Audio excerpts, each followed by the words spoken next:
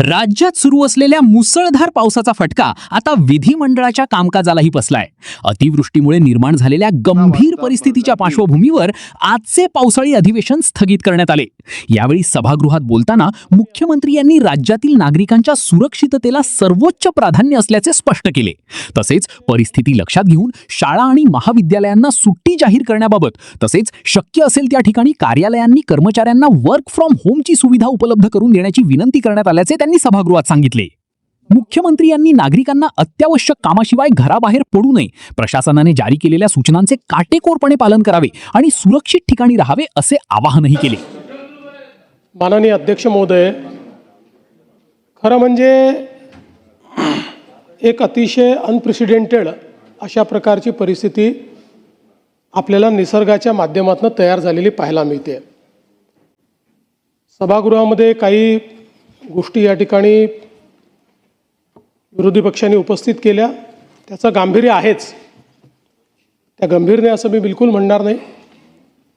मात्र या संदर्भात आपण लक्षात घेतलं पाहिजे की काल साधारणपणे 50 किलोमीटर ताशी असे वारे त्या ठिकाणी वाहत होते. आणि आपण जर मुंबईमध्ये बघितलं, ॲव्हरेज दरवर्षी 800 झाडं पडतात. प्रत्येक मॉन्सूनमध्ये मुंबईमध्ये 800 झाडं पडतात. काल एका दिवसामध्ये 350 झाडं पडली आहेत. आणि आजचा दिवस हा त्याहीपेक्षा गंभीर आहे. म्हणूनच आज आपण सगळीकडे वर्क फ्रॉम होमचे त्या ठिकाणी विनंती केली आहे शाळा कॉलेजेसला, कारण आज लेट दुपारनंतर 70 ते 90 ताशी वेगाने वारे वाहणार आहेत. आता ज्या काही घटना घडलेल्या आहेत त्या दुःखदायी आहेतच, पण कालची जी इमारत पडली ही पूर्णपणे बेकायदेशीर होती. आणि या ठिकाणी ही बेकायदेशीर इमारत पडल्यामुळे त्या इमारतीतले लोक नाही, ज्या झोपडीवर किंवा ज्या छोट्या याच्यावरती पडली त्यातले लोक त्या ठिकाणी मेलेले आहेत. त्यामुळे मला असं वाटतं की या सगळ्या घटना गंभीर आहेत. आज आपण पाहू शकतो मुंबई पुण्याचा जो रोड आहे त्याच्यावर दरड कोसळलेली आहे. त्यामुळे हे जे काही इव्हेंट्स आहेत, हे इव्हेंट्स आज निसर्गाचं जे काही चक्र बदललेलं आहे त्याच्यातले इव्हेंट्स आहेत.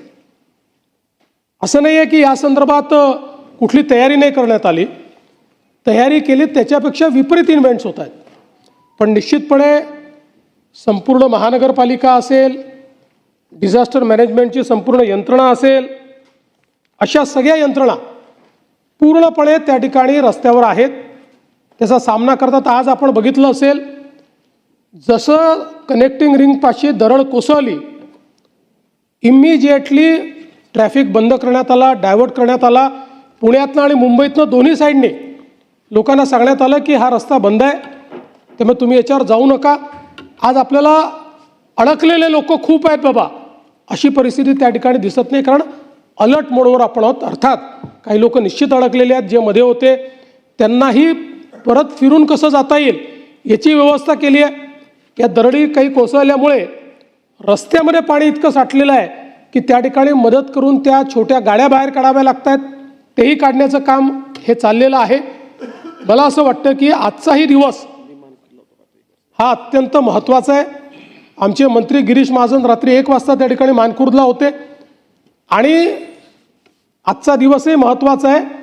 मला असं वाटतं की या संदर्भात या 2-3 दिवसात झालेल्या घटना, त्या घटनांच्यावर केलेली कारवाई, पुढच्या म्हणजे त्या अशा घटना होऊ नये म्हणून केलेली कारवाई, आणि यापूर्वी ही प्रिपेअर्डनेस करता, म्हणजे शेवटी राजकीय बोलायचं झालं तर मागे काय झालं याची आकडेवारी मी देऊ शकतो, पण ती देऊन गेलेले मृत्यू हे आपल्याला परत आणता येत नाही.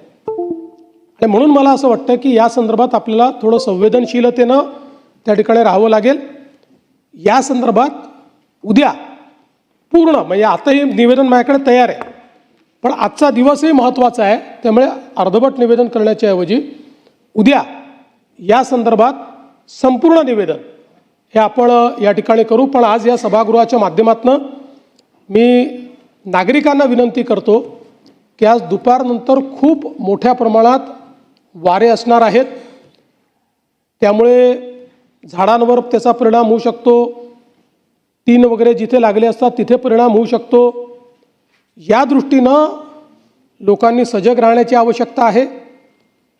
2 दिवस झाले ज्या ज्या ठिकाणी आपल्याला असं वाटतंय की इथे काही दुर्घटना होऊ शकते तिथले लोक बाहेर काढलेले आहेत. त्यांना काही वेगवेगळ्या ठिकाणी आपण ठेवलेलं आहे.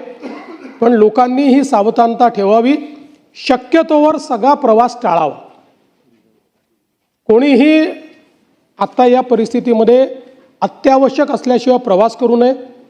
आणि विशेषतः युवांना माझी विनंती आहे की आजचे वारे आणि एकूण पावसाची परिस्थिती बघता टुरिझम म्हणजे ज्याला आपण असं म्हणतो की लोकांना युवांना आवडतं पावसात जाणं, धबधब्यांवर जाणं, तर आज ते टाळावं अशा प्रकारची मी सर्वांना नागरिकांना विनंती करतो. आणि पूर्ण प्रशासन अलर्ट मोडवर आहे. 12 वाजता पुन्हा आम्ही जे आपलं राज्य आपत्ती व्यवस्थापन कक्ष आहे त्या ठिकाणी एक पूर्ण महाराष्ट्रातला आढावा घेतो. सगळ्यांना अलर्ट मोडवर ठेवण्याचं काम त्या ठिकाणी आम्ही करतो. आणि मी विश्वास देतो की यंत्रणा कुठेही कमी पडणार नाही. ज्या ठिकाणी कुठे कमतरता राहिली असेल तर ती दूर करण्याचं काम हे आपण राज्य शासनाच्या वतीनं निश्चितपणे करू. ठीक आहे. नाही बसा. अतिवृष्टीची परिस्थिती जी आहे ती एका दृष्टीने बघितलं तर ही फोर्स मेजर आहे, कोणाच्या हातात नसते. परंतु अशी परिस्थिती हाताळण्यासाठी सगळ्यांचं सहकार्य असेल तर ती अधिक प्रभावशालीरित्या हाताळली जाऊ शकते.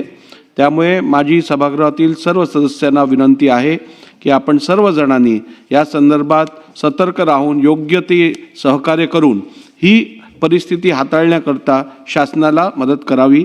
आणि राज्यात एकूण अतिवृष्टीची परिस्थिती बघितल्यानंतर आजचे विधानसभेचे कामकाज मी स्थगित करीत आहे. नियमित बैठक उद्या सकाळी 11 वाजता भरण्यात येईल. आता तुमच्या जेवणाला आणा आणखीन चवदारपणा. चिकन असो वा फिश, आता दोन्ही होतील एकदम टेस्टी. वापरा झमझम 65 मसाला आणि बनवा हॉटेलसारखी डिश. पुणेरी कडक चव. यशस्वी उद्योजकांची गाथा. काय होते त्यांच्या यशाचे रहस्य, काय होते त्यांच्या उद्योग जीवनातील अडचणी, कसे केले त्यांनी त्यावर मात. लवकरच घेऊन येत आहोत हॅपेक्स मीडिया प्रस्तुत मी उद्योजक, फक्त मी मराठीवर.